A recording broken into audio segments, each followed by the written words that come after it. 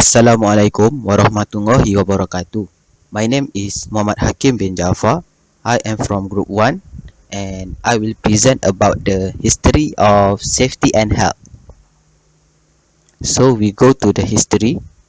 First, what is safety and health? Okay.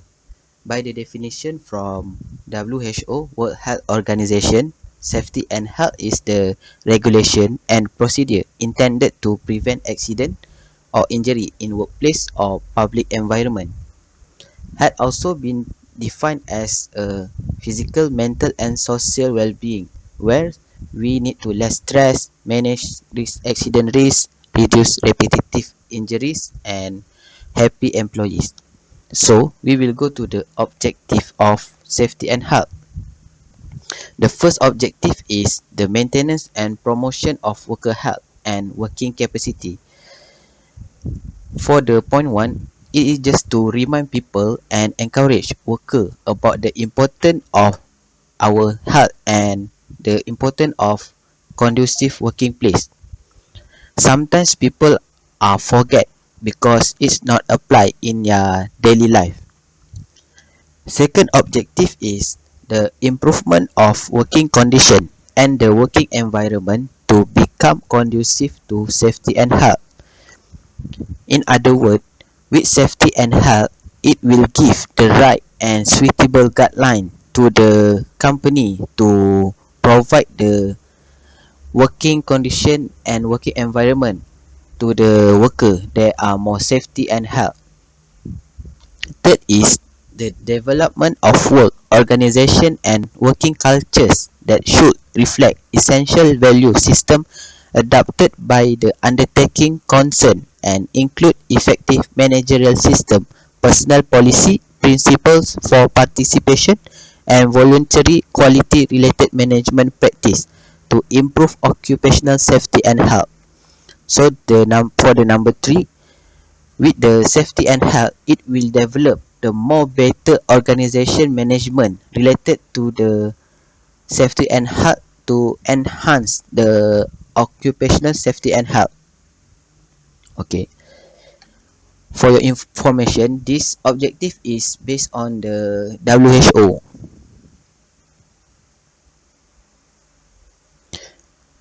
Next, we go to the main in this slide, which is Occupational Safety and Health Act 1994, OSHA 1994, which is this is our safety and health act that are applied to our country. First, what is OSHA 1994? Okay, OSHA 1994 is the legislation framework to secure the safety and health and welfare among all Malaysian workforce and to protect others against risk to safety or health in connection with the activities of person at work. For your information, this act was gazetted on 20 February 1994, and this act is quite interesting because this act was created based on after the tragedy of bright sparkling occur in Malaysia. For your information, bright sparkling tragedy is also known as Hiroshima Sungai Buloh. So, I have some pictures and video about the bright sparkling tragedy.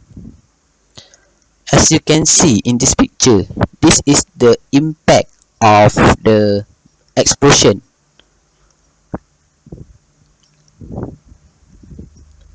The second photo also show the impact of the explosion of the firecracker.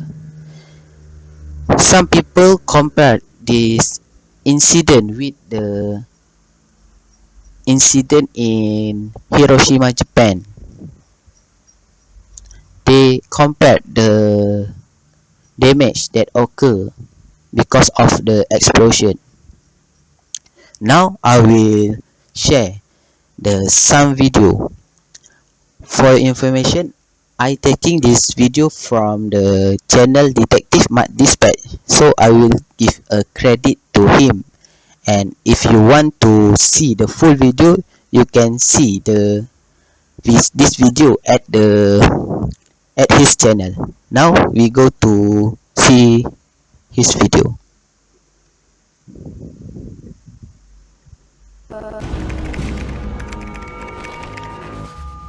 Letupan dan kebakaran kilang mercun Bright Sparkler merupakan tragedi letupan kilang mercun telah berlaku di Sungai Buloh, Selangor. Kilang mercun berkenaan dipercayai terbakar dan menghasilkan letupan gergasi yang boleh didengari sejauh 7 km daripada tempat kejadian. Sejumlah 26 mangsa telah terkorban dan sebanyak 83 mangsa dilaporkan cedera dalam kejadian ini. Bukan itu sahaja, letupan ini telah meranapkan sebanyak 200 kediaman penduduk di sekitar kilang tersebut serta tingkap-tingkap rumah di sekitar kawasan Sungai Buloh sehingga bandar Seri Manjalara dan Selayang pecah. Insiden ini juga dikenali sebagai Hiroshima Sungai Buloh oleh media tempatan.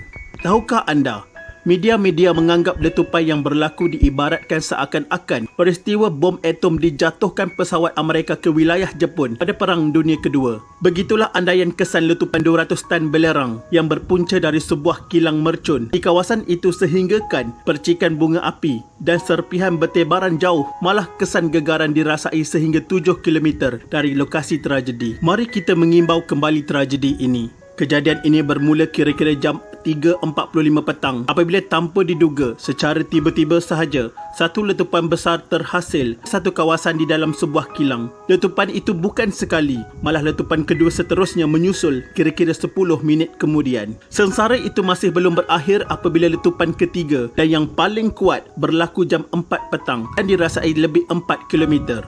Lebih 20 letupan kemudian terus berlaku hingga kepulan asap yang dipercayai paling dahsyat dalam sejarah negara boleh dilihat dari jarak 8 km. Berpuluh pekerja yang kebanyakannya baru bermula sesi tugas petang pada 45 minit sebelum itu dihadap menyerbu pintu keluar kilang bagi menyelamatkan diri daripada dibakar rentung atau terus hancur akibat letupan berkenaan. Kekuatan letupan itu memang menakutkan. Ia menggegarkan kawasan sekeliling menyebabkan banyak rumah runtuh dan terbakar. Bukan sekadar rumah sahaja, beberapa kilang termasuk kilang makanan haiwan, kilang papan dan kilang bahan pewarna makanan yang berada berdekatan turut terbakar. Berpuluh kenderaan termasuk kereta dan motosikal musnah sama sekali. Letupan itu turut menggemparkan penduduk sekitar termasuk anggota tentera di kamp tentera Sungai Buloh yang hanya terletak kira-kira 300 meter dari kilang berkenaan. Telah ditanam hampir 15 tahun di tapak seluas 6 ekar ini turut memberi risiko kepada anggota penyelamat. Kebanyakan anggota pasukan penyelamat mengalami masalah kesukaran untuk bernafas dan gatal-gatal badan serta bengkak muka akibat lepasan bahan kimia dari kilang yang terbakar. Satu persatu kisah yang terselindung di sebalik tragedi letupan kilang Bright Sparkler itu mula terbongkar. Kilang mercun dan bunga api itu disahkan beroperasi secara haram sejak 1978. Malah ia juga bertindak menyalahi undang-undang apabila menggajikan pekerja di bawah umur. Siasatan juga mendapati kebakaran di kilang mercun itu disahkan berpunca daripada bahagian makmal yang menjalankan kerja-kerja menguji mercun yang siap untuk dipasarkan. Ia juga berpunca daripada kelalaian pihak kilang yang menjalankan ujian bunga api di luar tempat khas sehingga terkena longgokkan simpanan mercun dan bunga api yang terletak berhampiran. Sekaligus membongkar identiti kilang yang sudah beroperasi hampir 5 tahun secara haram. Seterusnya letupan semakin merebak. Keadaan semakin sukar dikawal ketika kebakaran berlaku kerana tiada usaha awal memadam kebakaran dan juga peralatan pencegahan kebakaran tidak disediakan secukupnya di kilang itu. Tragedi kilang mercun itu memberi sejarah besar kepada negara yang sekaligus mengubah polisi negara untuk terus mengharamkan sebarang aktiviti mercun termasuk sempena perayaan. Okay, after watching this video, I want to ask you all something. What do you learn from this company? What the mistake and faults that this company do? What is the impact of they negligible the safety and health during the operation of this company? Can you see how important safety and health when we have a company? Okay, from my view, this company have do a wrong of not licensed for the operational. Second is hiring underage worker, which is this is totally wrong in the worker law. Third is the location are not safe and near to the housing area. Fourth is there is no law to claim this company, even they have do a lot of false or mistake. So when the OSHA 1994 is created, the this mistake will be not repeated again, because they have the organization that will see whether the company is operated in during their guideline or not. Now we go to the purpose of OSHA. Number one is to secure the safety, health, and welfare of person at work against risk to safety or health arising out the activities of person at work. Okay, basically without OSHA, and we can take the example from the bright sparkling tragedy, they are negligible the safety, health, and welfare.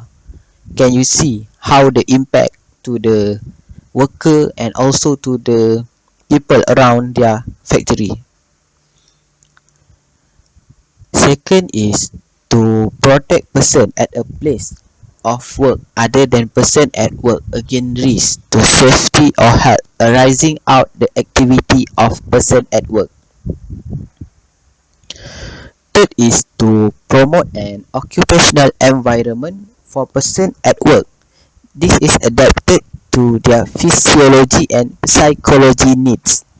Fourth is to provide the means whereby the associated occupational safety and health legislation may be progressively replaced by a system of regulation and approved industry code of practice operating in combination with the provision of this act designed to maintain or improve the standard of safety and health. Okay, now we go to the regulation. For your information, 7 regulation was formulated under OSHA 1994. First is Employer Safety and Health General Policy Statement, Exception Regulation 1995. Second is Control of Industry Major Accident Hazard Regulation.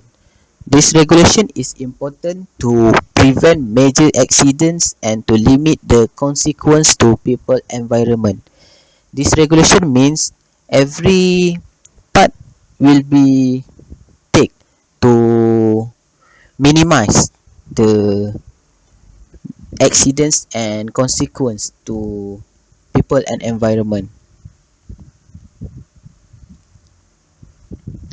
Third is classification, packaging and labeling of hazardous chemical regulation 1997. This regulation is to ensure supplier of hazardous chemical provide sufficient information on hazard of chemical that they supply so as to mitigate the risk of accidents happening in the workplace, thus providing a safe and healthy working environment and condition.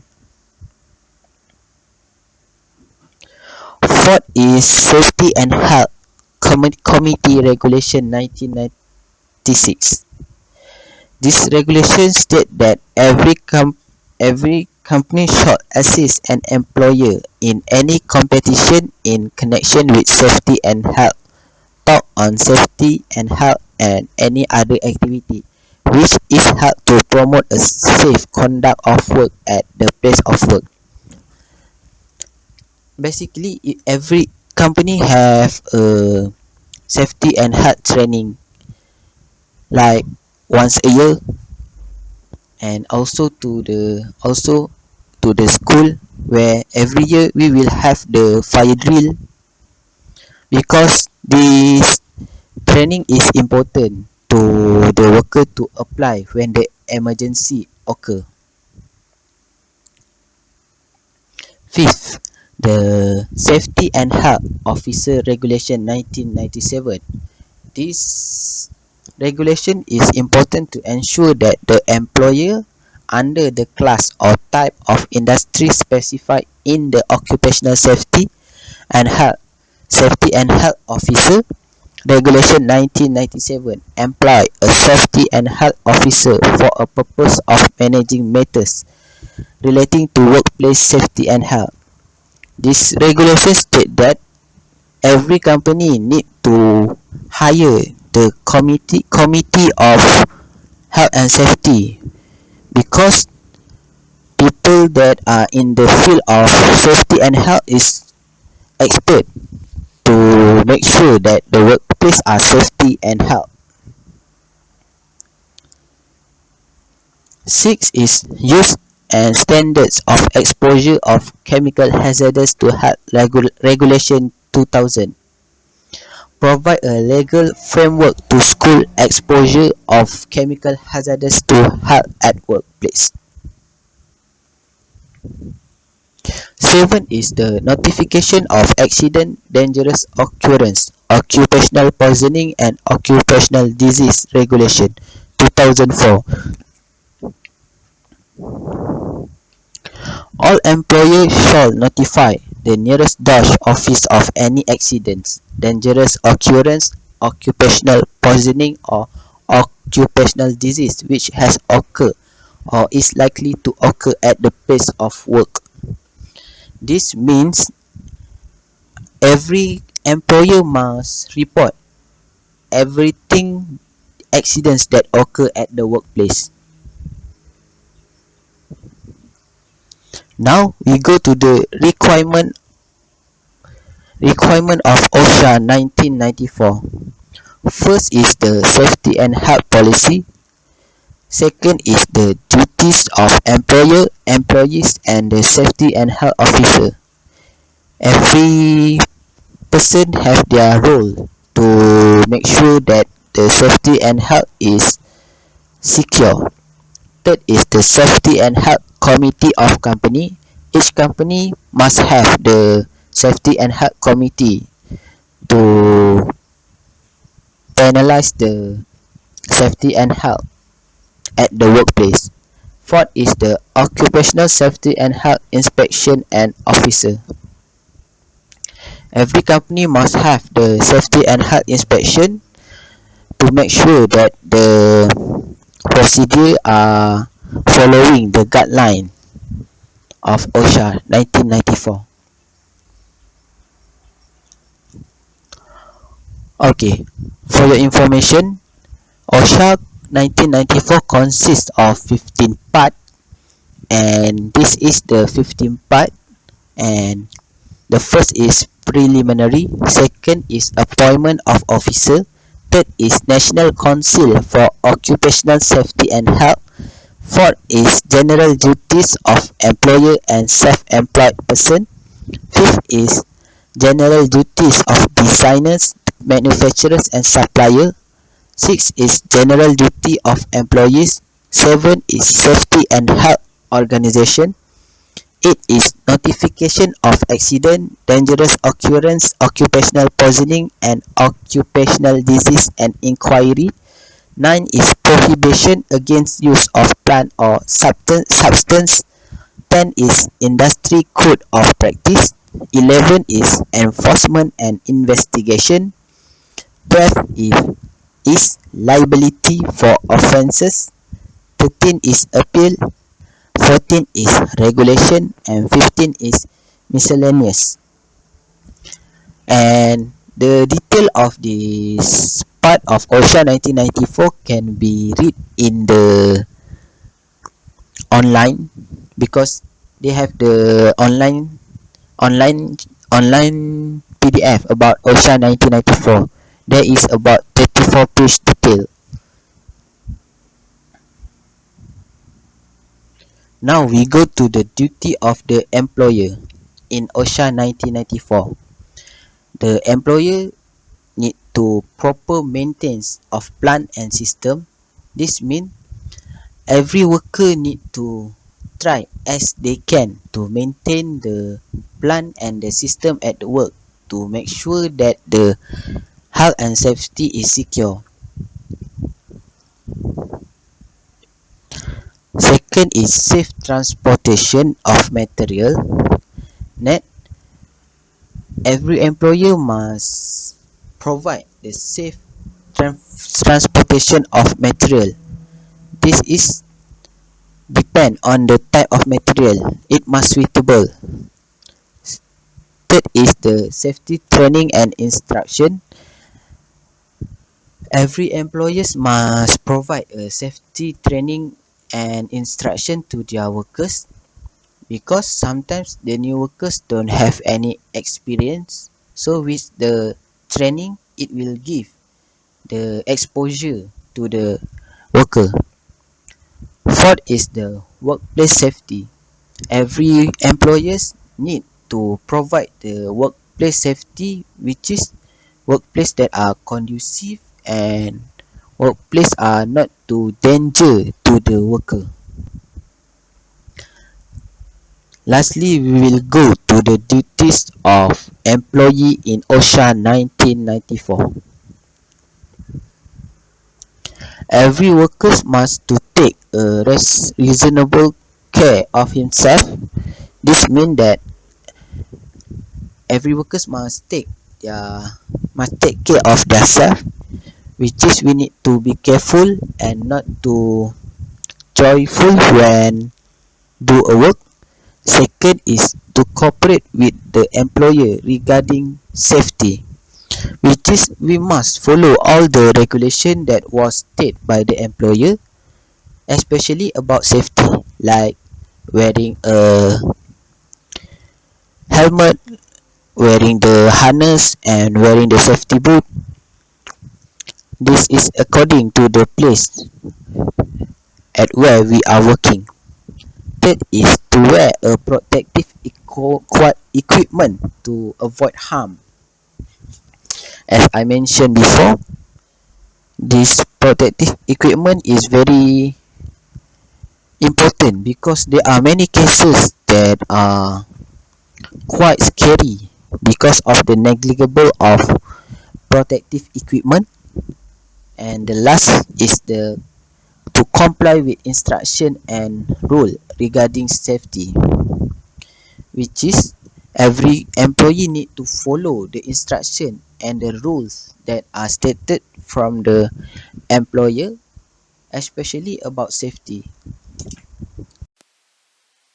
Assalamualaikum warahmatullahi wabarakatuh. My name is Muhammad Faizan bin Muhammad Rahim and I am from group EE242-7C.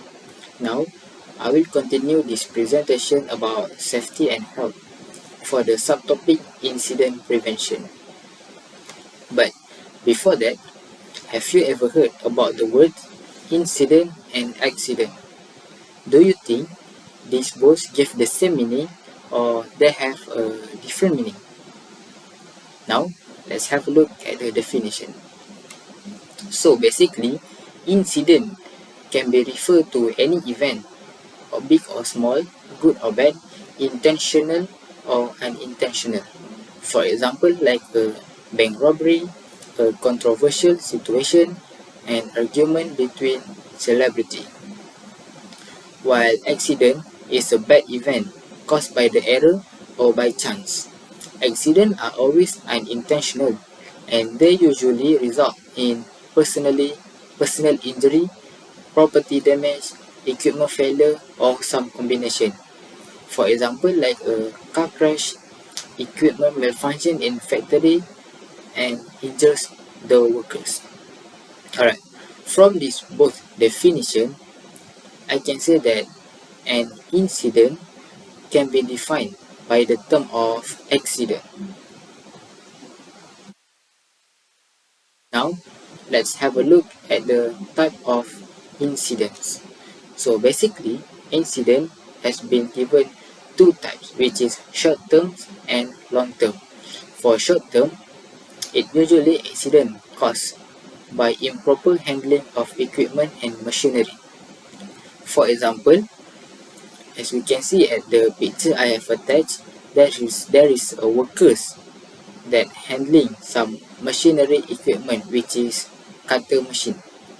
So from that situation, I can say that it is quite dangerous, which is first we look at the placement of the worker's hand. It's quite near with the cutter machine, and it can happen that it can cut their finger and will cause an accident. For long term, example is hearing loss due to inadequate hearing protection and disease caused by exposure to dangerous chemical. For example, like a Bhopal chemical disaster. Alright, I want to share with you a little bit about Bhopal chemical disaster. So, Bhopal chemical disaster, as you can see here from the picture, I can say that this is a nightmare for India at that time. So,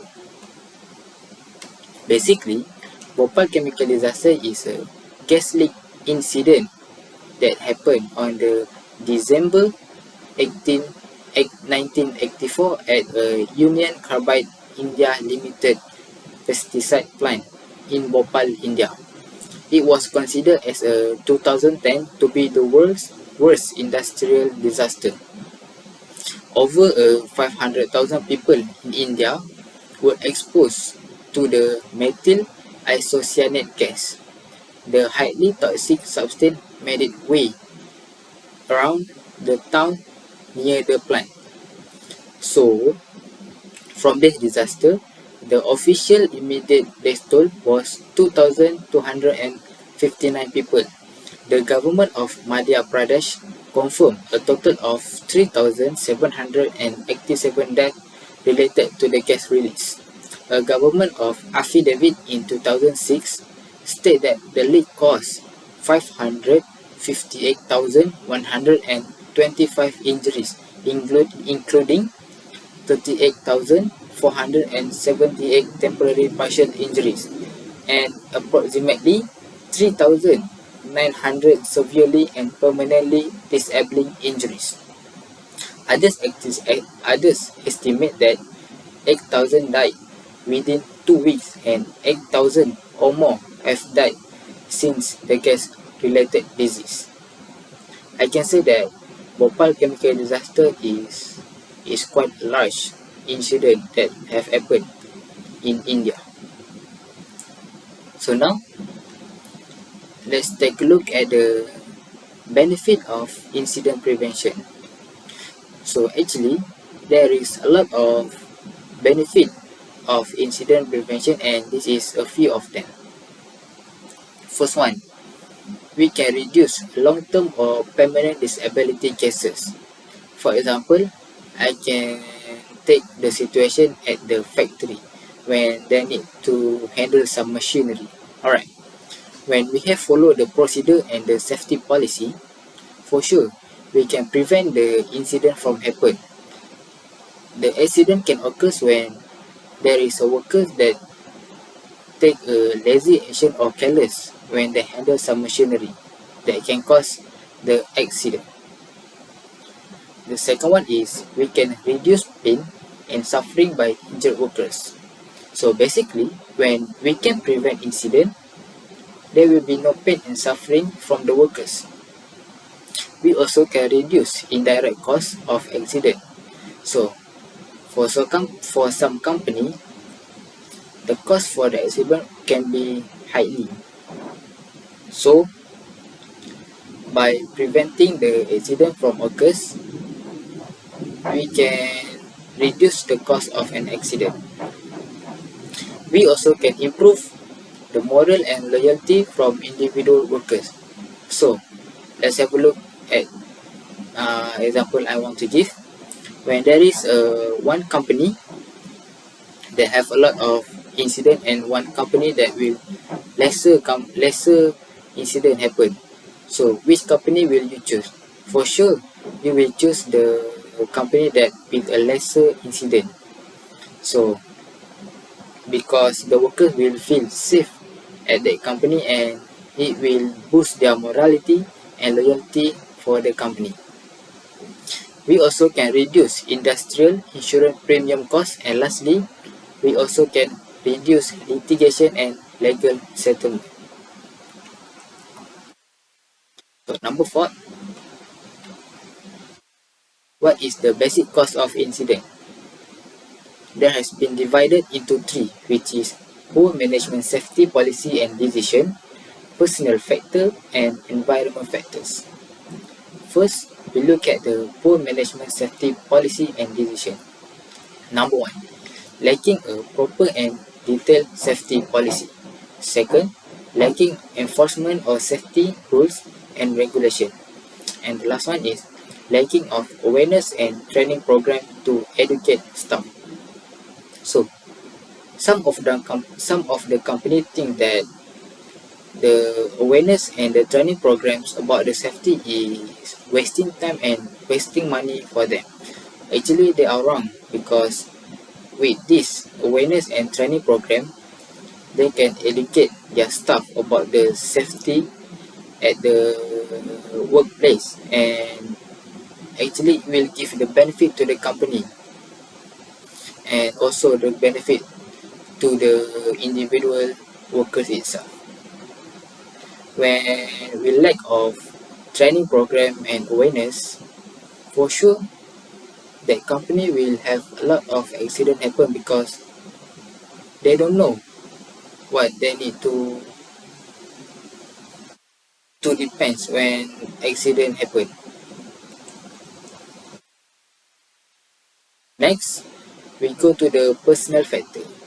First, not properly trained to operate machinery. Second, need to chase important deadline. Third one is careless use of equipment, and the last one is lacking understanding of safety procedures. So, for not proper trained to operate, basically this is for the new workers. When they need to handle and operate the some machinery that they have not properly trained. Actually, this is important for the operator to train properly and really understand how to operate the machinery in that factory, so that we can avoid the accident from occurs. And the common problem or accident happen is by the carelessness of the workers use of the equipment. Is it because they think they're quite good in handling that equipment, but when they overconfident with the equipment, it will affect by cause the accident, such as the using of the hammer and the drill. If we're not using it properly, it can affect and can cause the accident. For environment factors, first one, disorganized workplace. This is very dangerous for the workers to work at a disorganized workplace, because anything can happen, like accident. When there is a equipment, the dangerous equipment, we put it everywhere that people don't know, and it will cause the accident. Second one is flammable and dangerous material not stored properly, and the last one is unsafe, under-maintained machinery. So basically, environment factors plays the important role to prevent the incident. So we need to have a good environment factors. We need to have a good environment for the workers to work, so that we can prevent the incident from happen. So next, we go to the principle of incident prevention. First one is accident prevention is an essential part of good management and good workmanship. The second one is top management must lead in ensuring safety. Management and worker must cooperate. Third, there must be known and defined safety policy in the workplace. And the fourth, the organization and resources to carry out the policy must exist. The last one is the best available knowledge and method must be applied. So, from this principle of incident prevention, we have to read and to remember the importance of incident prevention.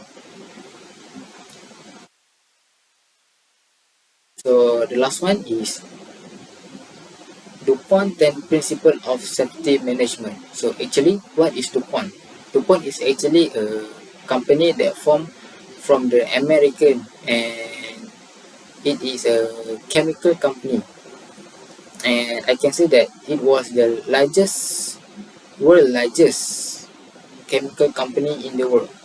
And they have come up with this 10 principle of safety management, which is all injuries and occupational illnesses are preventable. Management is directly responsible for ensuring safety. Safety is a condition of employment. Training is required. Safety audit and inspection must be carried out. Deficiency must be corrected. All unsafe practices, incident, injury, accident must be investigated.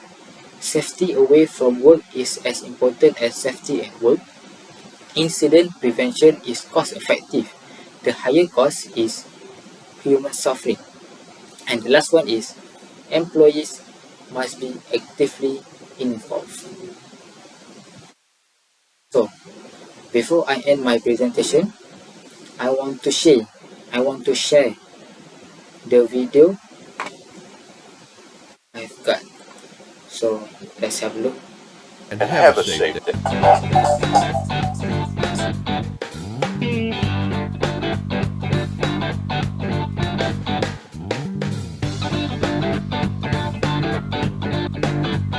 If you truly believe that safety is important in your work, at home, or anywhere else, there is no place for these two phrases, safety first and safety is our #1 priority.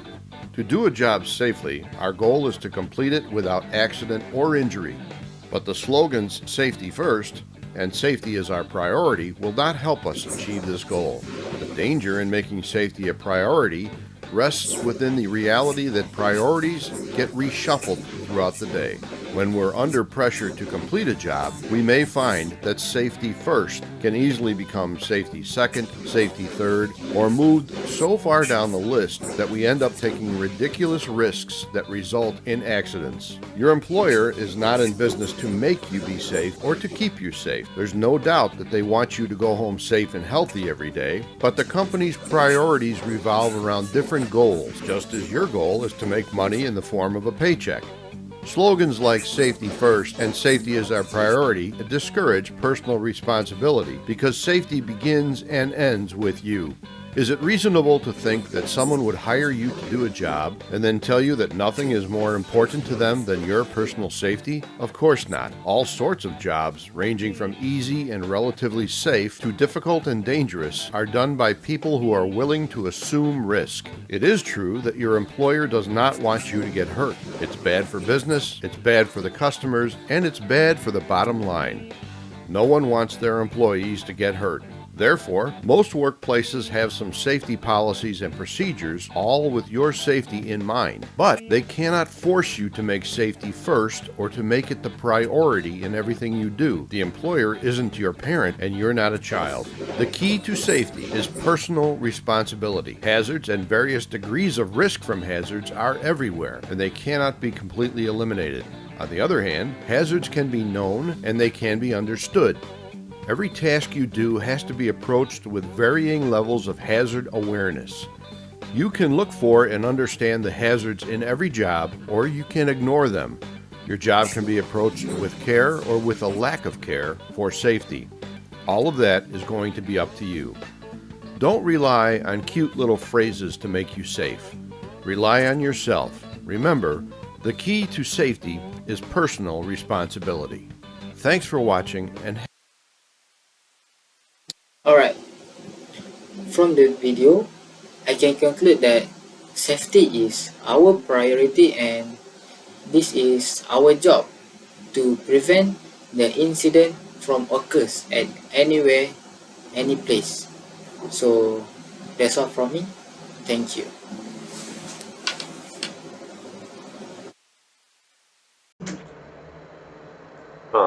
Okay, Assalamualaikum warahmatullahi wabarakatuh. My name is Muhammad Azaikal bin Isham, and for my subtopic, I would like to explain about hazard, risk, and danger. Okay, hazard, risk, and danger. I believe that we all have encountered these three terms anywhere, whether in traffic light, in industry, or in school. Okay, whether we see them as a symbol or sentence or warning. Okay, but these three term uh, complement to one another but often misused. Okay, so what are the difference between these three words? So let's take a look on one by one. Let's take a look first at the hazard. What is hazard? Okay, hazard is any kind of source of potential damage, harm, or adverse health effect on something or someone. For example, to the people as health effect, to organization as property or equipment losses, or to the environment. Okay, I would like to remind that the hazard is any kind of source, is a source potential. Okay, the next one is hazard does not always cause injury, illness, or other adverse health effect in the workplace. To identify when someone or something exposed to the hazard, we first need to identify what hazard are. Okay, we first need to identify whether what hazard are present. Okay, that's the first one. The second one, how a person is exposed, okay, to the hazard. The third one, what kind of effect will result from the specific exposure a person experiences. Okay, the next one, the risk or likelihood that exposure to a hazardous thing or condition will cause an injury, okay, or disease or some incident causing damage. The last one, how severe will the damage, injury or harm be from the exposure. Okay, the effect can be acute, okay, meaning that the injury or harm can be felt as soon as the person in contact with the hazardous, such as the person contact with the acid. Okay, the response will be instant. Some response may be chronic, delay. Okay, like for example, exposure to poison ivy may cause red swelling on the skin 2 to 6 hours after contact with the pet. Okay, on the other hand, longer delays are possible, like mesothelioma, a kind of cancer in the lining of the lung cavity, can develop 20 years or more after exposed to asbestos. Once the hazard is removed or eliminated, the effect may be reversible or irreversible, means it will be permanent. For example, a hazard may cause an injury that can heal completely or result in untreatable disease. Okay, let's take a look on the physical. Let's take a look on what type of hazard. Okay, there are 6 types. Okay, let's take a look on the first one, physical. Physical hazard are environmental factors that can harm an employee without necessarily touching them, including height, noise, radiation, and pressure.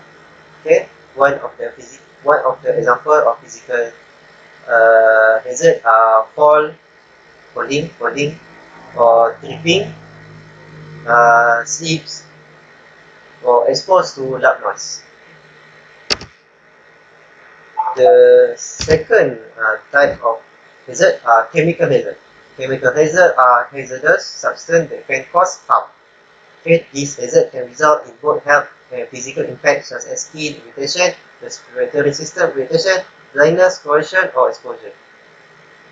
These are example for the chemical is being exposed to the carbon monoxide or cyanide. Okay. The third types is biological. Biological hazard include viruses, bacteria, insect, animal that can cause adverse health effect. Okay, for example, uh, mold, blood, and other bodily fluid, harmful plants, sewage, dust, and vermin. Okay, like for example, virus, toxin, spore, or fungi. The fourth one is safety.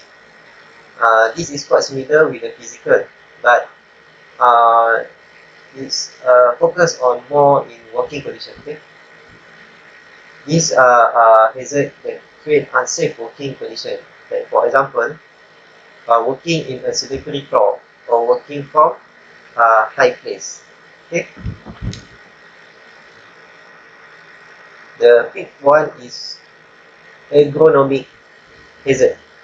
Ergonomic hazard are a result of physical factors that can result in musculoskeletal injuries. Okay? These hazards always happen when someone work or do activity repeatedly, daily. Okay, like for example, sitting in the office. Okay, and the causes or the effect maybe happen maybe 20, 30 years or 40 years after the hazard or the danger has been or the activity has been done. Okay, like for example, bad body posture, not use suitable equipment, lack of lightning or lifting a burden.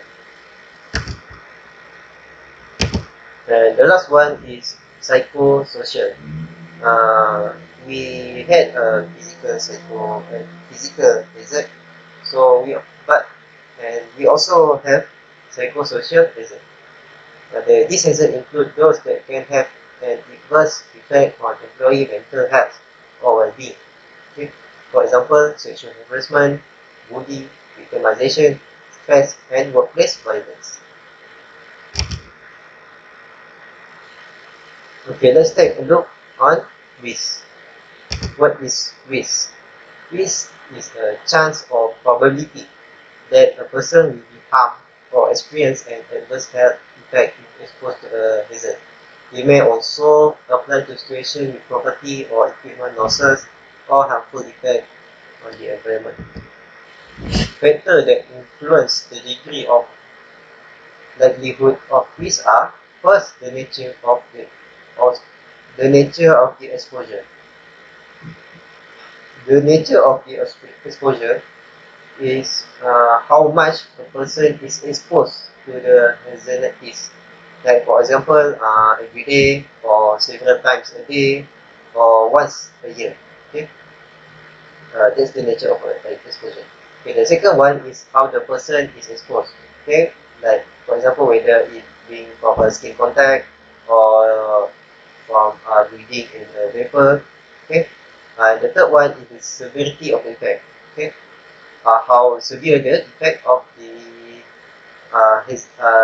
hazard. Okay, for example, one substance may cause skin cancer, while the other substance may cause skin irritation.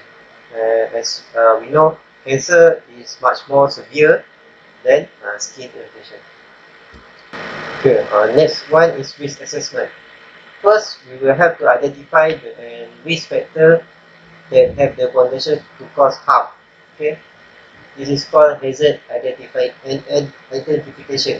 Okay, identify first. Okay, the second one to analyze. Okay, analyze and evaluate the risk associated with the hazard. Okay, first we risk and then we analyze and then we evaluate.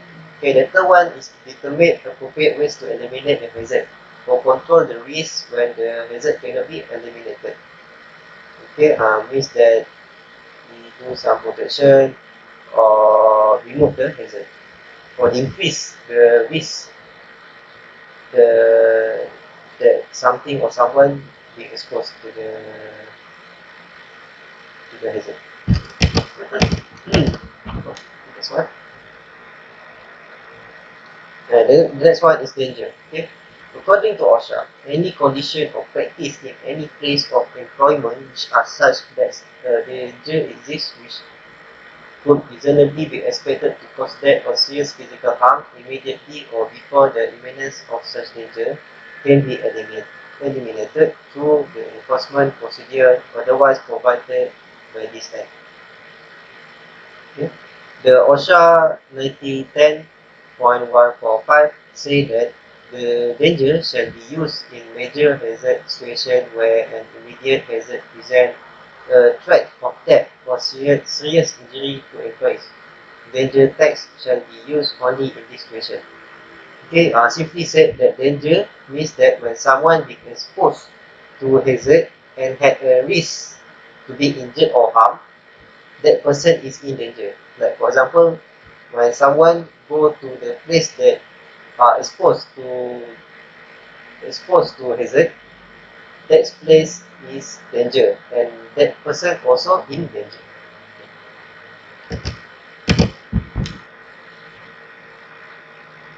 Okay, now that we have know what are the meaning of these three, okay, what are the difference between these three? Okay. Let's see the difference between hazard, risk, and danger. Let's take a look the difference between hazard and risk.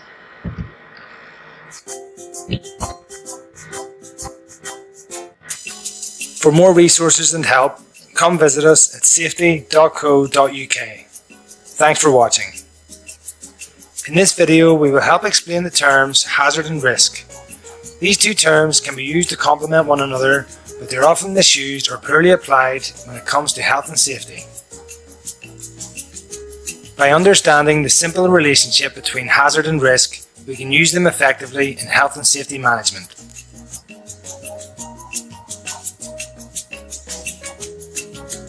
First off, let's look at the term hazard. What is a hazard? Simply, it is something with the potential to cause harm. A hazard can take many forms. It could be an object, a substance, an energy source, or even an existing work practice or process.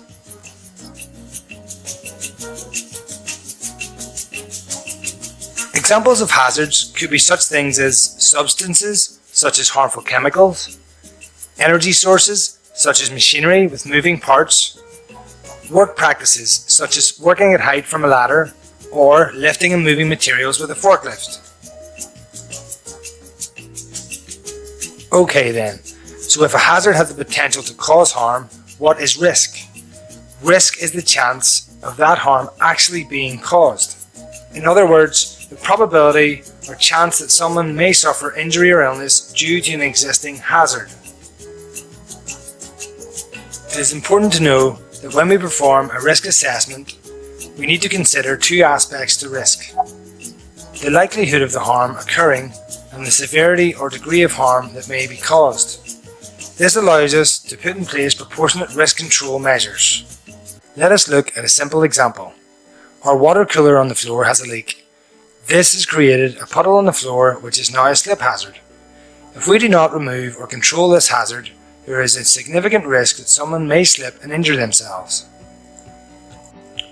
On the other hand, if we had identified the potential for harm and put suitable, simple control measures in place, such as barriers, the chance of someone slipping in the puddle would now be very low.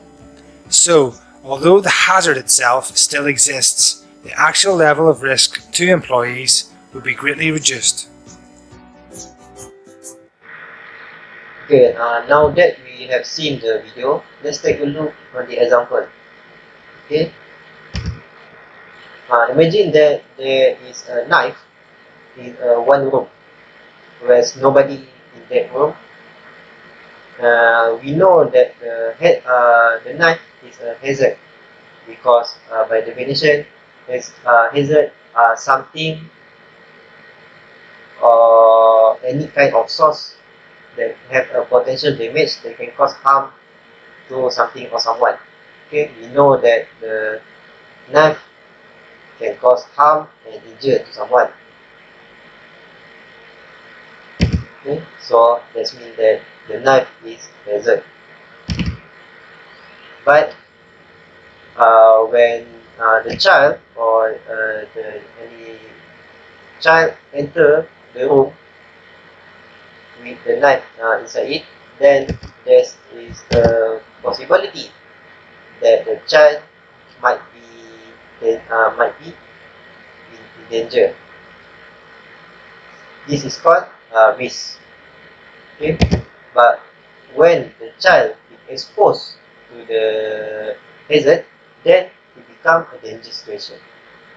Okay, for better understanding, let's take a look another video. Okay, satu dua tiga. Okay, this video is about a gorilla. This video is about a boy that falls into the gorilla world in a synthetic zoo.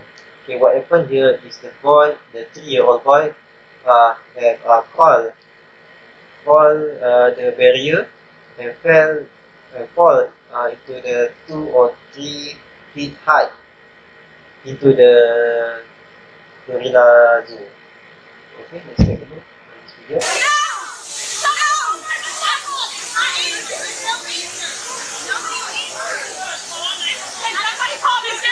Hey! Oh my god, I don't know how to go! Hey! Come here! Okay. Mommy's right here! Who's that?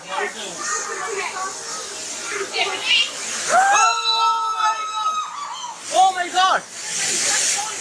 Isaiah? Okay, everybody back up. I think he's trying to speak. Okay. Mommy loves you. I'm right here.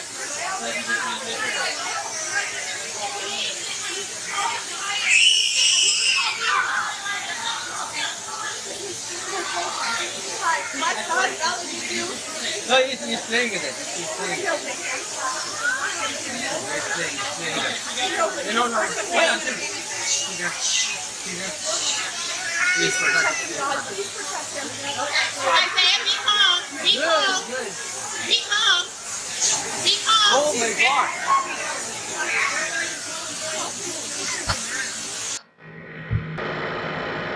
Okay, so what happened after this? The gorilla named Harambe. Okay, Harambe is the gorilla name. The gorilla has been shot by the worker there. Okay, and the boy fortunately are safe and lived until the day. Alright, okay. As we can see here, when the boy fall over the gorilla cap, the boy is dragging out. Okay, what I would like to explain here is that at the zoo, the animal hazard, which means the animal can cause damage or injury to the people, but it doesn't mean that it is in danger. The people there in danger because the risk or the chances of the people there get injured has been reduced. How? By preventing the contact between the people and the animal by using cage or barrier, then the risk will be reduced. Okay, but in this scenario, of course, when the boy fall into the zoo, into the cage, called the barrier, the risk become high, and the boy exposed to the hazard and become danger. Okay, I hope that we understand the difference between hazard, risk, and danger. Okay, that is all from me. Thank you. Assalamualaikum warahmatullahi wabarakatuh. My name is Muhammad Walidi Faiz bin Muhammad Razi. Now I will explain fire safety in topic safety and health. So let's go. According to OSHA, workplace fire and explosion kill 200 and injure more than 5,000 workers each year and cost businesses more than $2.3 billion in property damage in America. But unexpected explosion and fire in the workplace are frequently caused by risk factors such as faulty gas line, poor piping, improperly stored combustible material, and or open flame. Combustible material is like petrol and like a paper and so on. So we go to the next part is type of source can ignite the fire. So in this subtopic, we have three type of source can ignite the fire. The first one is oxygen. So oxygen can occur when air around us because oxygen can react explosively with oil and grease. People have been injured or even killed when pump, engine, and tire and pressure equipment have been blown apart by the explosion. And oxygen also can cause other material to ignite spontaneously. Next is fuel.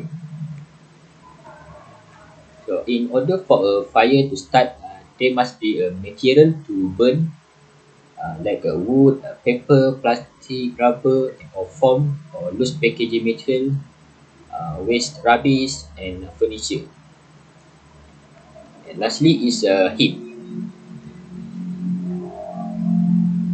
Heater, lighting, naked flame, naked flame is actually like a candle and gas open, and flame equipment and electrical equipment. Electrical equipment like microwave, oven, and so on. So we go to the injuries caused by a fire or explosion. Okay, in this part we have three and four type of injuries. So the first one is primary blast injuries. It actually is a minor injury. Is effect of the pressure on the body tissue affecting the ears, lung, and the gastrointestinal tract. Gastrointestinal tract is actually a part of our body. If you can see my cursor, is this gastrointestinal tract. This is what I said. The second is blast injuries, like when flying objects strike nearby workers. These mostly occur at the construction site when the worker are not follow the rule of safety.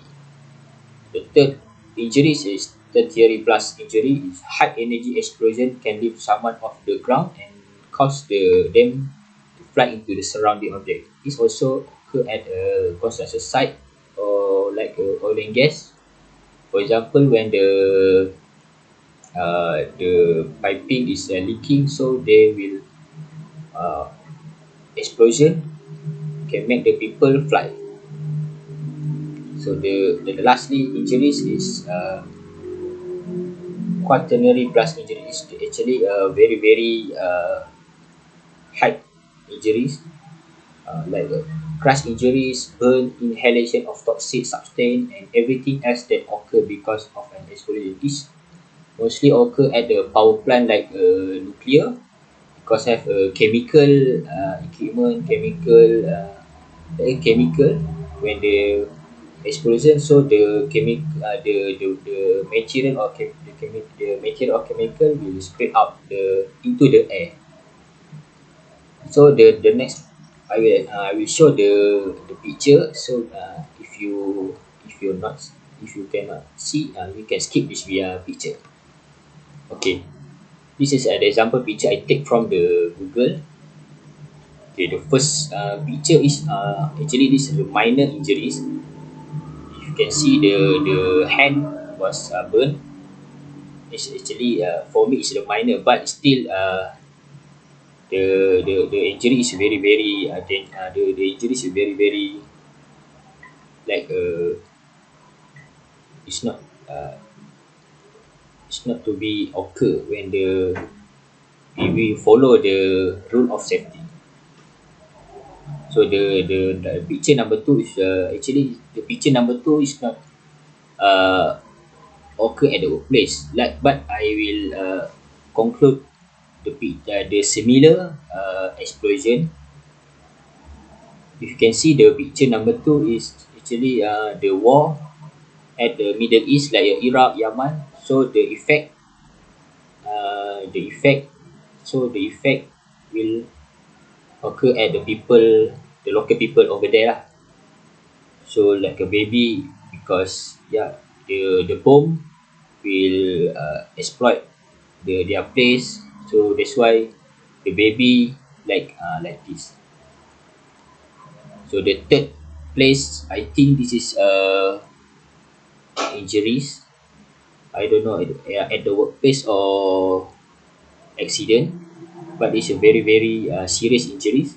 For the picture number four is a very uh, serious injuries, because I think these injuries occur at a workplace because this guy wear the safety boot. If you can see this cursor, the safety, this guy wear the safety. So you can see the leg of the the leg of the left, I think destroyed. So the next picture is number five. It's like a similar, like number one is burn. So number six is maybe this guy got the injuries at the workplace. Maybe something or maybe the object fly to the workers. So the next is this is actually earlier this year occur at the Pasir Gudang. The factory, I don't think so. The factory, I think is the power plant exploit. So this occur at 24 February 2022. You can see the picture is very very huge of the fire. Okay, this is actually is the name of the factory is Titan Hyman Petrochemical Plant. This power plant at the Pasir Gudang, the specific place is the Tanjung Langsat, Pasir Gudang. It's inside of the complex penjasian Tanjung Langsat, Pasir Gudang, Johor. So the chronology of the cases is the fire department received emergency call at the 5:16 p.m. from Titan Hyman Petrochemical Plant, and then the fire department after the fire department got the received emergency call, the fire department sent rescuers from Lakin, Pasir Gudang, and Johor. Almost 38 rescuers came to control the situation. After control the situation at 8:30 p.m., almost 3 hours, almost 4 hours, the fire was successful extinguished. So after the fire department and the police investigate why this can happen, because they caused by two exploding cement tank that caused further damage to the tank. And Alhamdulillah, the flame luckily did not claim the life of anyone, but only three workers injured, which which the two workers were reported to the suffer from burn on their hand, and one victim suffered a broken leg because this one victim tried to jump from the building. So it's not as no one dead. So all the victim were sent to Pasir Gudang uh, to get their receive further care and treatment. So the next is okay. I will show the video, but this video has no sound or voice. So this is about the explosion at the oil and gas place. So let's go.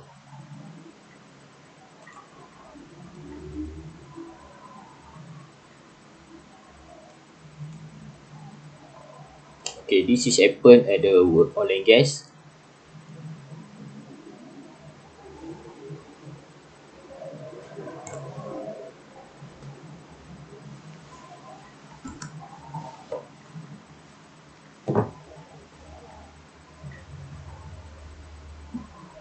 So if you can see my cursor, this is start. The explosion start from here.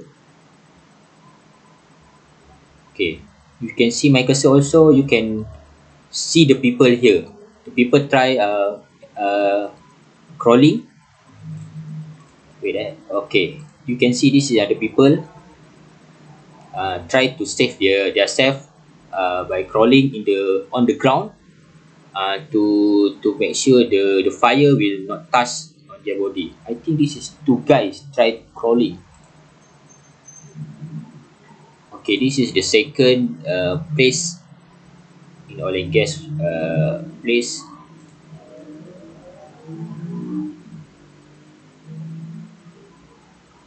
Okay, the explosion start from here, and I assume the why the explosion is very huge because maybe the pipe is leaking over there. That's why the fire from here until here.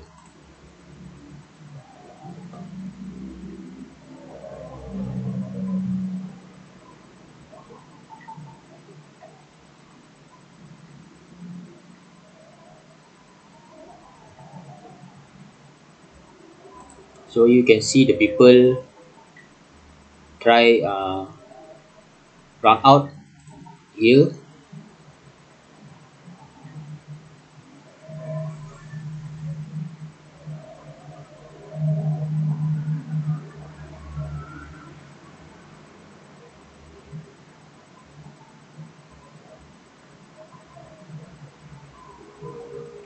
This also the people, the workers run from the power plant.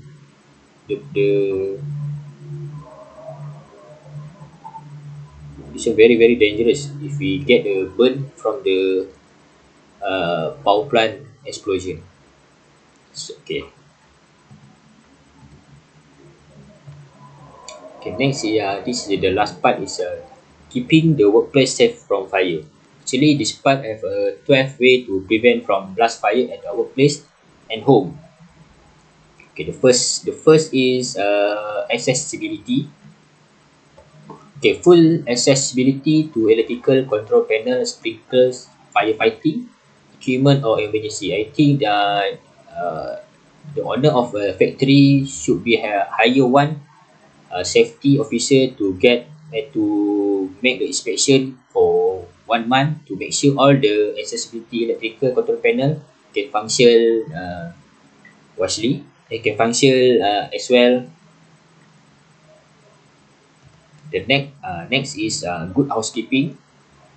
The clutter free as possible and ensure equipment and other material are properly storage. Means like when we like the cable we need to gulung properly to make sure the all the equipment cannot ignite the fire, and store the and keep the equipment at the store properly lah. The next is proper waste disposal. Okay, describe fire hazards like oily rag by placing them in covered metal container and emptying it on the regular basis. This is actually on this. I think this like can apply on the chemical power plant because they have oil and many oil. So the workers or the safety on that department should manage the oil to avoid the oil spread out on the floor, on the ground, and can ignite the fire. Okay, the next is maintenance. The machine are properly maintained to prevent overheating and friction spark. Actually, it's the same like the first way. The inspection should be have each the inspection should have 1 month to make sure the machine can use properly and avoid the overheating and friction spark. Because when we have a spark, only a small spark, it can make a explosion, a huge explosion. So the next one is a report electrical hazards. Faulty wiring and malfunctioning electrical equipment are key contributor to workplace fire. Actually, the same also the previous ways. The before we actually this, I think before we build one company, we need to make inspection to make sure all the equipment, electrical equipment can function properly. To make sure have a short circuit or the spark, small spark occur on the socket and so on. Next is safe chemical use and storage. Read the label and the material safety data sheet to assess flammability and other fire hazard of the substance. I think this also can apply on the chemical power plant, chemical power plant. Also at the company, make sure all the company have a labeling on the for each equipment or device to make sure to avoid the user get get the uh, incident like incident.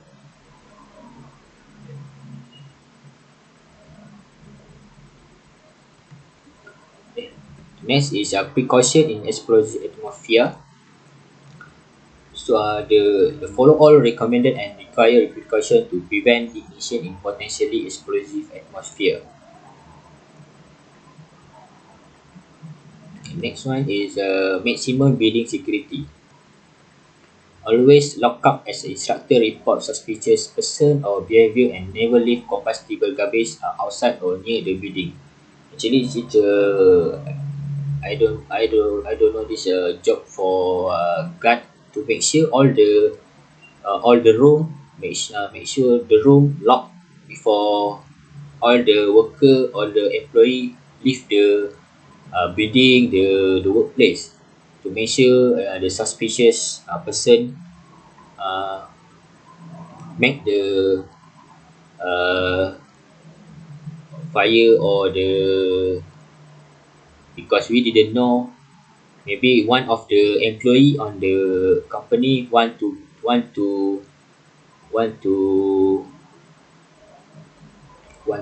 down the company because they don't like the company, so they want to they want to uh, burn the company because maybe they have not uh, satisfied with the owner, so we didn't know. So the next is smoke area. Actually, this responsibility is on the smoker because I think each tong sampah have a part of like a bowl to off to matikan their bara. So this is responsibility on the smoker because proper extinguishing of smoking materials should always be enforced and sign reminding employees to properly discard their cigarette should be provided as well. It is very dangerous if we not uh, what we call matikan bara dia because if we have put the cigarette the cigarette still on the bara when we put into the tong sampah, maybe we didn't know inside the tong sampah have a paper. So when the smoker throw the cigarette into the tong sampah, maybe the cigarette can ignite the fire from the paper. So it's very dangerous. Next is a fire extinguisher. Fire as a this company all the company also have a I think I had an experience maybe in I work at like a Medivest and Medivest I before that I experience work at a Medivest like a safety they provide the safety for the hospital so they have check the fire extinguisher. They will make sure the fire extinguisher still can function properly. So the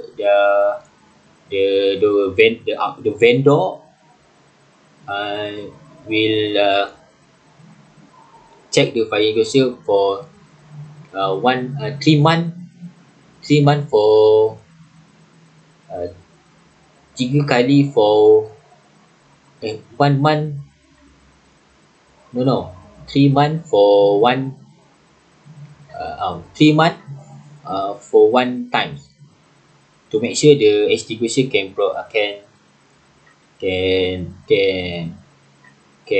can use. But mostly because you can see check the fire extinguisher often by looking at the gauges and making sure they're fully charged and ready for use. Fully charged means inside of the extinguisher have sarji. I don't know what we call inside the extinguisher,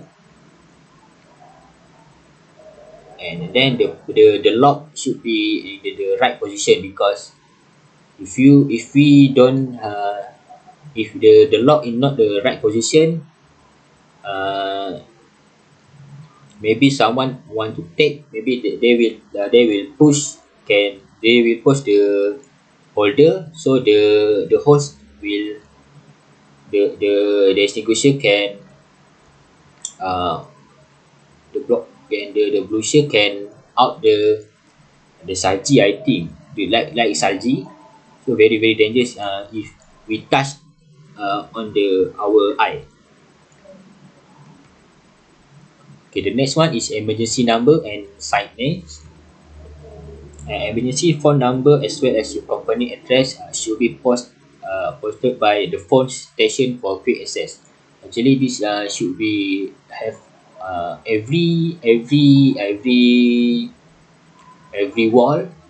At the dangerous spot should have the number to call if if anything happen, so the worker or the people see the dangerous fire or the huge fire can make the phone call.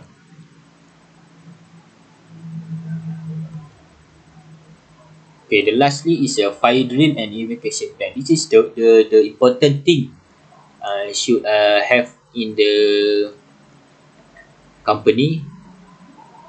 At university also have a fire drill training and evacuation plan, because if we don't have a fire drill and evacuation plan, we don't have any experience.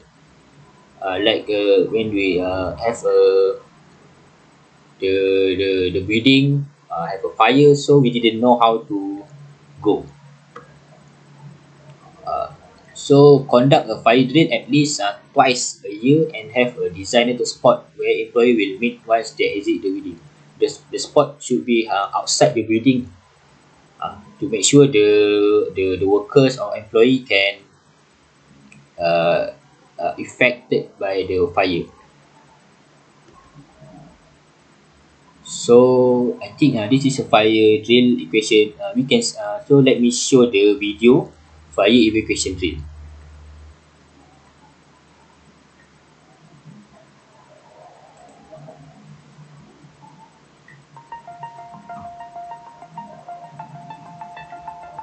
Whenever you are out and about, take careful note of both your primary and secondary exits. Be aware of the nearest fire alarm pole station and fire extinguisher. Take the time to carefully read and understand the emergency evacuation plan and procedures. Also know the location of the assembly points. This is the sign of the emergency assembly point. I think all the company have the signboard, and I think also I saw this board also at the university. Yeah, each faculty also have a signboard like this. When you hear the emergency evacuation signal, you have 4 tasks. These can be remembered by the acronym RACE. The R is for rescue. Rescue anyone in immediate danger, but never put yourself in danger. A is for alarm. Sound the alarm by calling the emergency number, and if available, activate the This device also have on the every company also have this part. I think is the two type of this part, which is we need to push the mirror. So after in the same time when we push we just push or destroy the mirror on the device, they will the alarm will turn on. This is a different type of device. pole station alarm. The C is for confine. Confine the fire by closing all doors and windows. E is for extinguish or evacuate. Use the fire extinguisher. However, if the fire is too large, evacuate. Operate the fire extinguisher by remembering the acronym PASS. Once you are in a safe position, ensuring to maintain a clear exit behind you. P, hold the pin. A, aim the nozzle. S, this is the fire extinguisher, but different. I think the hose I see is the long hose, but this extinguisher like maybe it's the small extinguisher. That's why the hose like this. If you see the common extinguisher, the hose they have a long hose. S, squeeze the handle. S, sweep the spray back and forth over the seat of the fire. Please see your supervisor if anything remains unclear or if you have any further questions. Thank you for your attention. I think this video is not show the how to we escape from the fire if we have a sub. Wait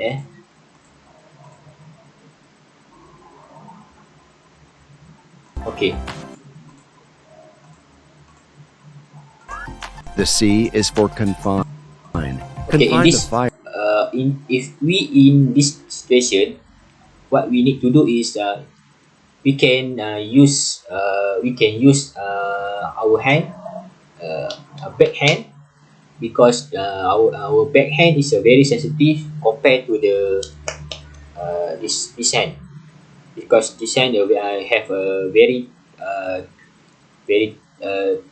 thick skin, so we need to use the backhand to touch the wall.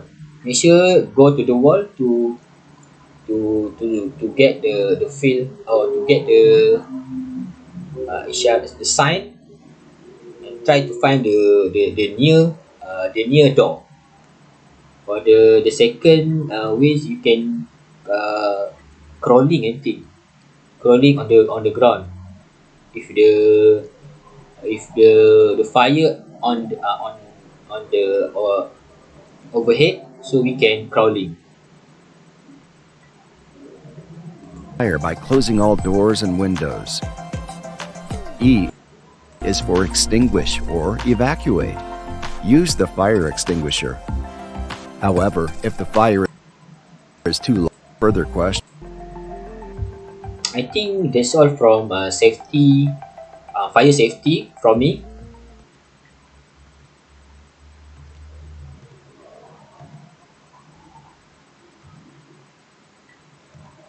Okay, that's all from me. Thank you.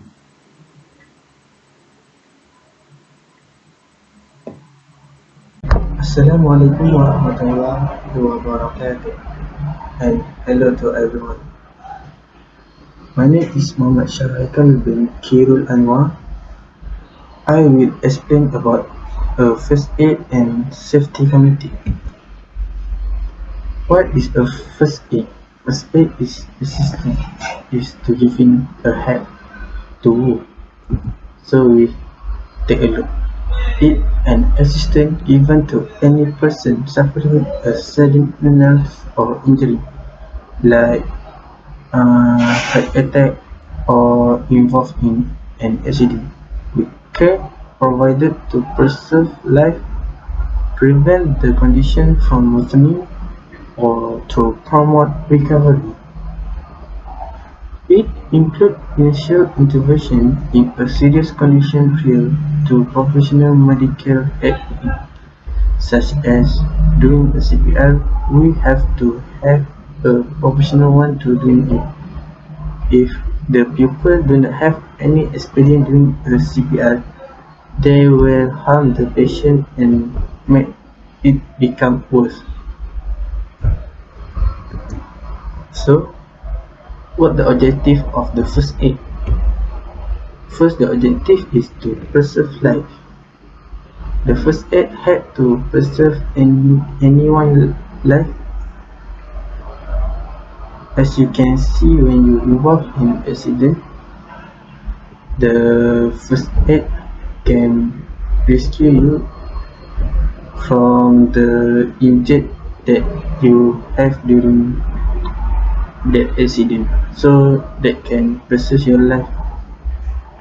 Next, to promote recovery, if you have a wound, you have to cover with bandage to avoid from a bacteria come to your wound and make it worse. Next is to prevent illness or injury from becoming worse. And the next one is to relieve pain if possible, like you have a migraine, then you have to eat the medicine and take sleep a while. After that, you will be okay and the pain will go. And next is to protect the unconscious.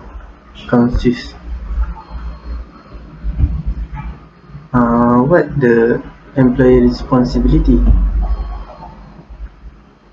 What our in the 1 or 2 year after we done study, then we have to work.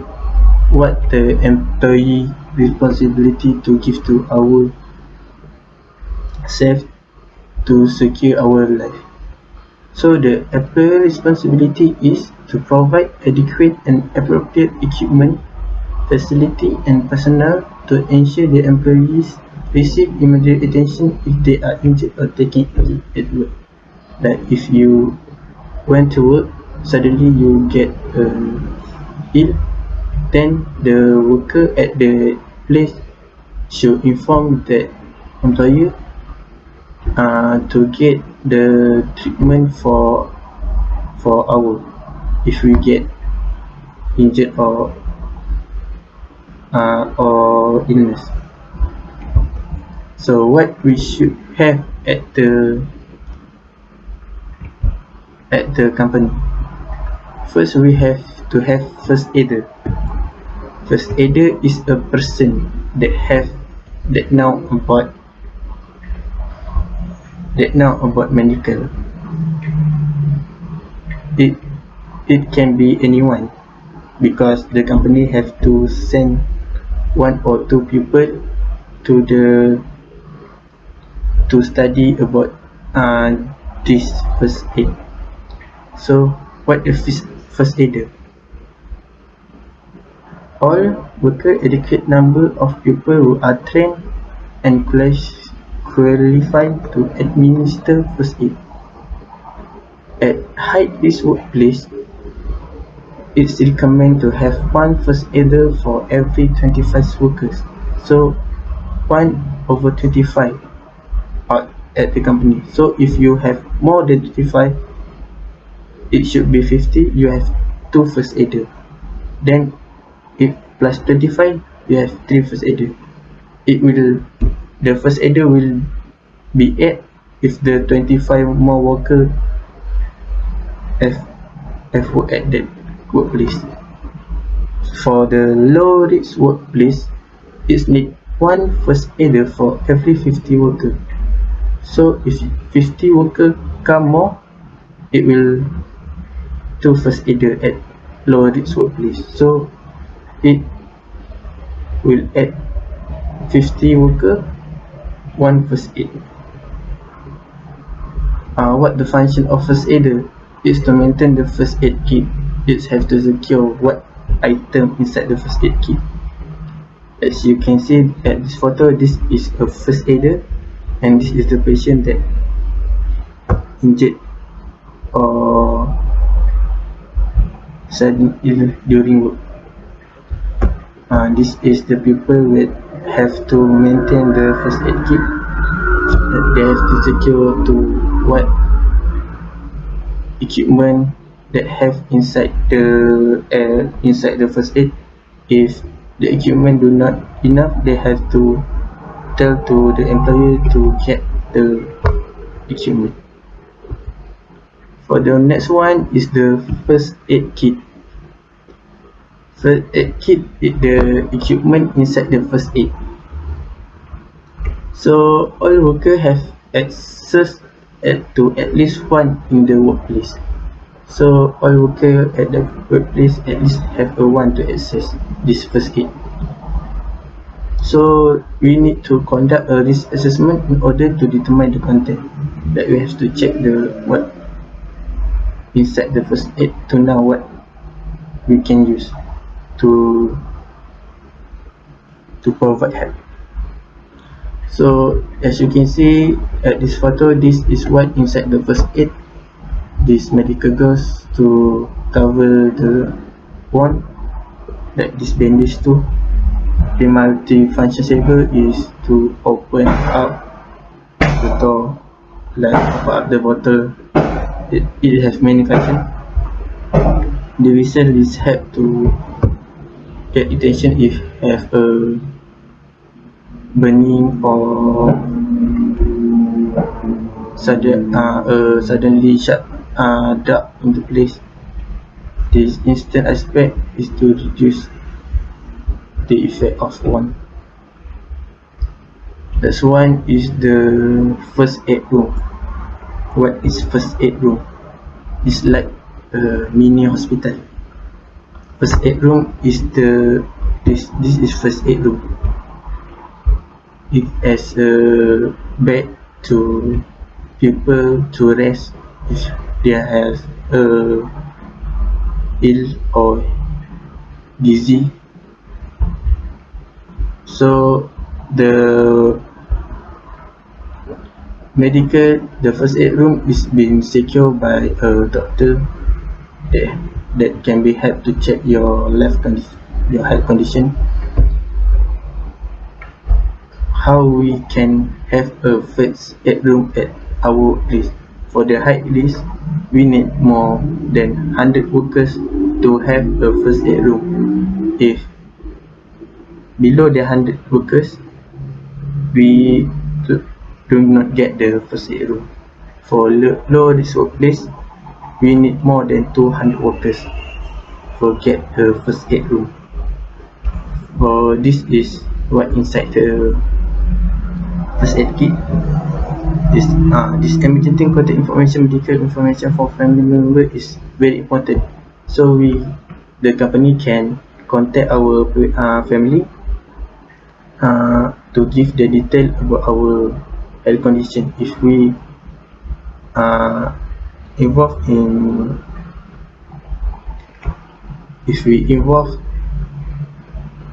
in incident at the workplace, the emergency contact can give information to our family member. So, okay. So you can enjoy this video about first aid at the work. Video on first aid. Employers with more than 5 employees at the workplace must supply a first aid box. The first aid box must have a Regulation 3 or Regulation 7 first aid content. How many boxes do you need at your workplace? Well, this depends on 3 factors. How many workers do you have? What is the nature of the work being applied? And what type of injuries are likely to occur? First aid boxes must be placed in an easily accessible location that has clear and easily noticeable signage. There's no point in putting a first aid box in a cupboard that is locked away. A first aid box must be easily accessible in a time of emergency. First aiders and first aid courses. An employer who has more than 10 employees at the workplace must appoint a first aider. A first aider is someone who attends the 2-day first aid course. This course must be accredited with the Department of Labor and CETA. After attending the 2-day course, the learner will be handed an assignment which they must complete at work and have signed off by their supervisor. Once the assignment is returned, the facilitator will then issue a certificate of attendance and then apply for the certificate of competence from CETA. Both certificates must be put into the safety file system. This system will be reviewed by the inspector from the Department of Labor. These certificates will serve as proof that the first aider is competent in his responsibilities. So this is first aid at work. As you can see, that's what I explained before.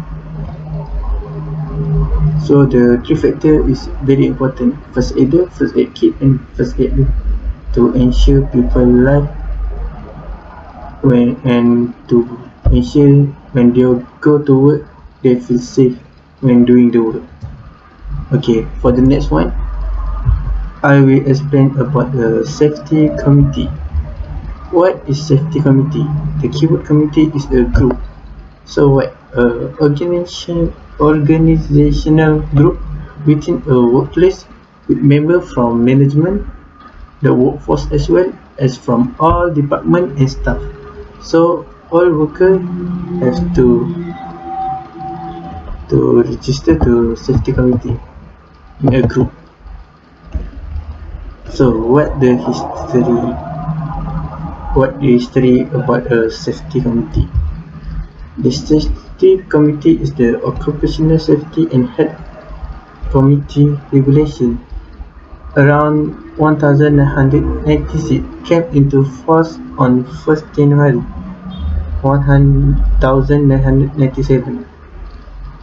The safety committee shall be applied to a safety and health committee to establish under Section 30 of OSHA Act year 1994. What Section 30? The Section 30 said it is important for employer who have more than 40 workers to establish a safety and health committee at the workplace, or otherwise directed by the Director General, that is from head government, or DOSH. DOSH is the Department of Occupational Safety and Health. So whoever that did not accomplish this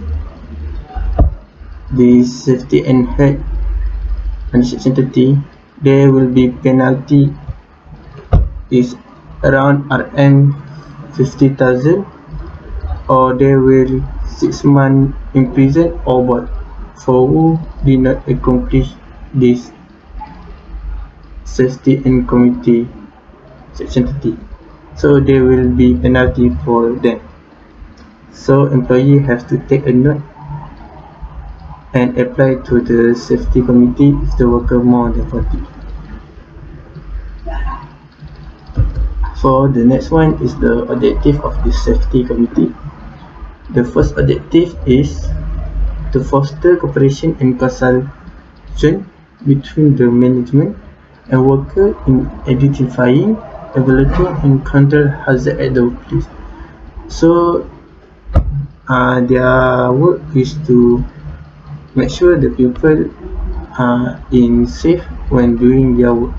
So they have to take a look at what equipment can become a danger to a worker. So they have to do a procedure to make people, to avoid people from involved in hazard at the workplace.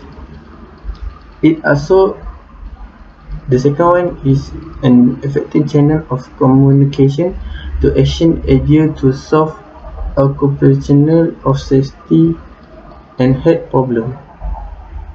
And the third one is to enhance interest and motivation of all group of management and worker at the workplace regarding occupational of safety and health. So the worker is more motivated to doing their work, and they can pursue their life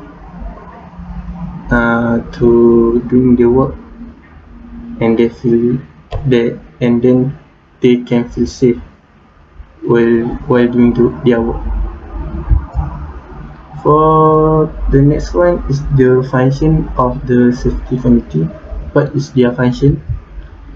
Their function is to assist in development of safety and health rule and safe system of work. This is what I told before, that they have to ensure that place is safety for worker to work. If not, it can help our and make the people go to other company. Next is to review the effectiveness of safety and health program. As you can see, this committee is to review our group at the safety and health program. So next one, to carry out studying on the trend of accident, near miss accident, dangerous occurrences, occupational disease which occur at the workplace, and report to the employee on any unhealthy condition at the workplace together with recommendation for corrective action. So this is for we have to discuss what happened to our company, what that root of the accident, what the danger place. It has been to discuss and have recommendation to make people feel more safe in their workplace. Next is to review the health and safety policy at the workplace and make recommendation to the employee for any revision of such policies. So this of any employee has to take a note what should do and what should not. Next is to inspect the workplace at least once every 3 months and recommend preventive and corrective measures. So the safety committee have to check to check company or it's safe or not. Around 3 months. Around 3 months is come at least 1 in 3 months. So after the 3 months it will come again. So the employer has to take a note to secure the workplace to become a safe place to work. Next is the discuss report a matter from safety officer, enforcement officer, and same like that. And the last one is to assist to organize promotional activity like family day, that's activity to share about our workplace, what is the best or what is the best at our company, like that promotion activity. And the next one is safety community meeting. There has four terms you have to know. The first one is agenda, early circulation of agenda, and second, minutes are circulated soon after the meeting, no later than 2 weeks. Minute when we have to take a note when the meeting start, not after 2 weeks.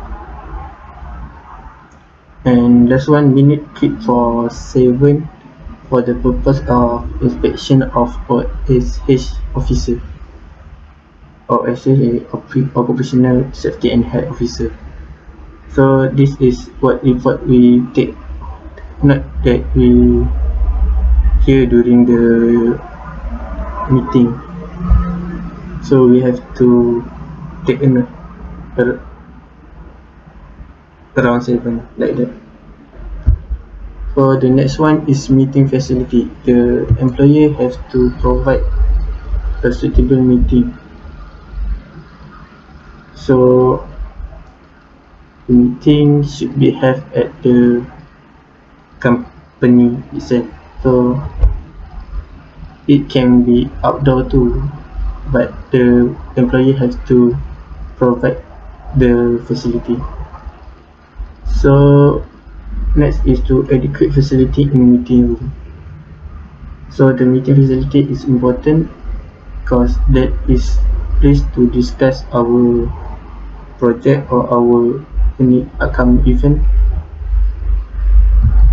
And the next one is quorum.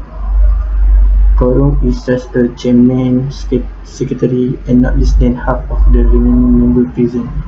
So if you said 12 members have to become, then you have to wait to 12 members to come, or the meeting can be conducted if the person do not come.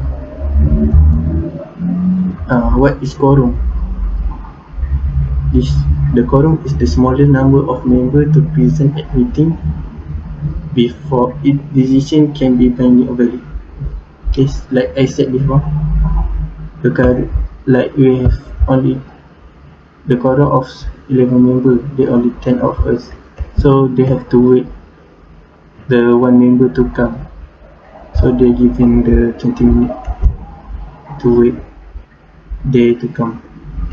This is the following have quorum: work community, assistant society, parliament, shareholder, club, and group. And the last one is frequency.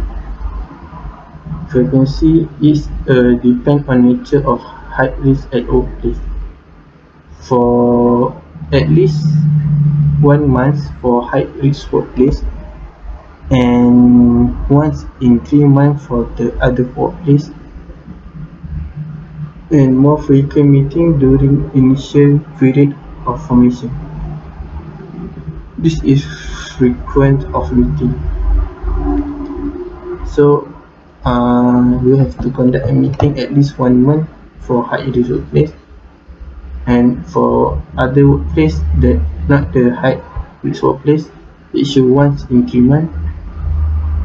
So, and more frequent meeting during initial period of ownership. So when we doing a new company, we have to do more meeting to ensure our company become a best company. That is safety committee. You can just leave this video about safety committee. What kinds of companies have safety committees? You might think only large, well-established businesses with deep pockets maintain a committee focused on safety. But the truth is that the kind of company that has a safety committee is simply a smart one. Any company of any size in any business has plenty to gain from establishing an effective committee. A safety committee is a group of employees dedicated to the work of assessing risks, looking at losses, making improvements in processes and training, a group empowered to meet the goal of creating a safer workplace. And those efforts bring tangible results. Safety committees help increase productivity, improve operations, and lower downtime while saving on the direct and indirect costs of safety incidents.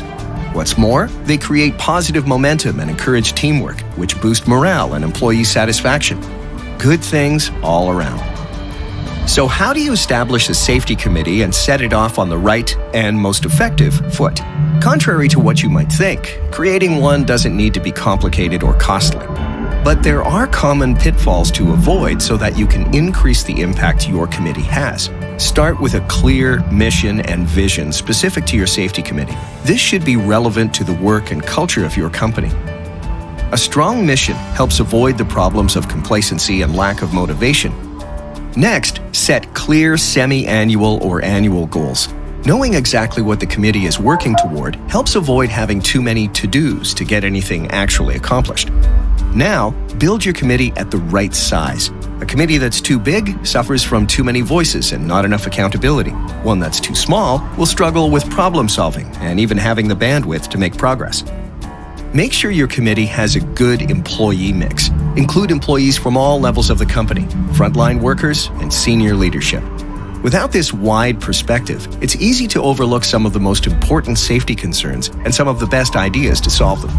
And it's especially important to include employees from various levels if some of them work remotely or from different locations, when it can be easy to lose sight of the different aspects of your operations. Also consider having an executive leader from your company as a committee member. Not only does this add validity to the committee, an executive sponsor can help make sure the committee is funded with an adequate budget, and he or she can help overcome obstacles to company changes. Next, set clearly defined roles for the members of your committee. This one might sound obvious, but it's easy to assume that someone else is doing a particular task when they aren't. Avoid this pitfall by establishing who leads meetings, who takes notes, who reports back to employees and leadership, and how each next step will be tackled for a given idea or change. Even with a great setup, you'll still need to keep your safety committee motivated and empowered. Make sure employees have time and space to meet and problem solve. Celebrate the safety committee's successes and creativity, and plan to rotate members regularly. Safety committees are an excellent way to make a big and positive impact on a company's culture and bottom line. There's no one better suited for improving safety than the workers who do the jobs every day. In fact, safety committees are so proven that the Montana Safety Culture Act requires that any company with more than 5 employees has one. Most of all, safety committees are a great investment a company can make in its long-term success and in the people who make it happen. For more information on building a successful safety committee in your workplace, check out the resources at Montana State Fund. Okay, that is all. This is the video. They explain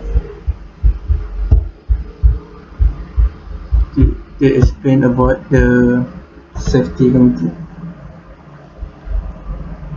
That's what I explained before. So the safety committee is a group that should have at the company to ensure the company